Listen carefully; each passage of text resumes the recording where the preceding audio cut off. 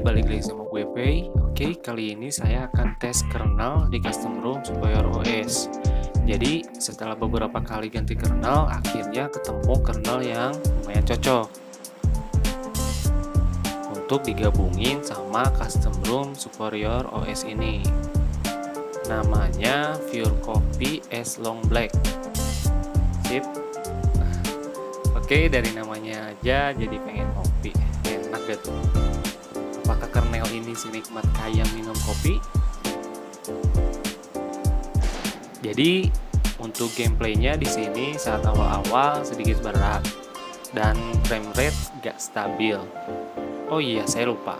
Di sini saya lock di 60 fps dan settingannya smooth high, de-aliasing saya matikan, dan auto adjustmentnya saya matikan juga. Dan kalian bisa lihat angkanya jarang nyentuh di 60 fps saat awal game, padahal saya lock di 60 fps. Tetapi saat game berjalan agak lama, pas di pertengahan gameplay langsung stabil walaupun jarang nyentuh di angka 60 fps. Cukup enak dan gak begitu mengganggu. Oke, di awal gameplay gak begitu stabil dan lancar saat di pertengahan game. Menuju ke akhir dan FPS pun stabil di angka 40-an. Dan itu pun turun naik. Mungkin karena saya pilih map Sunhawk kali ya. Terus cuacanya juga nggak mendukung. Kalian tahu sendiri seperti apa map ini, cukup berat karena banyak rumput, ditambah hujan juga. Keseluruhan kernel ini stabil walaupun di awal-awal sedikit frame drop dan lancar di pertengahan. Jadi kalian bisa tonton videonya bagaimana menurut kalian. Oke.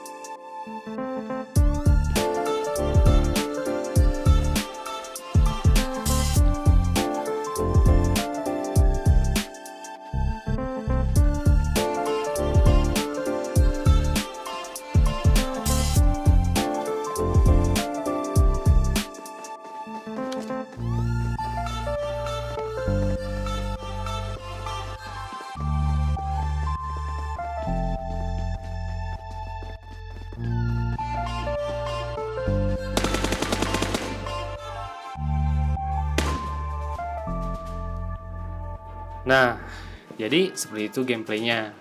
Menggunakan kernel PureCoffe EAS LongBlack di custom ROM superior OS ini. Oke, thank you yang sudah nonton. Jangan lupa like, comment, dan subscribe. Sampai ketemu lagi di video selanjutnya.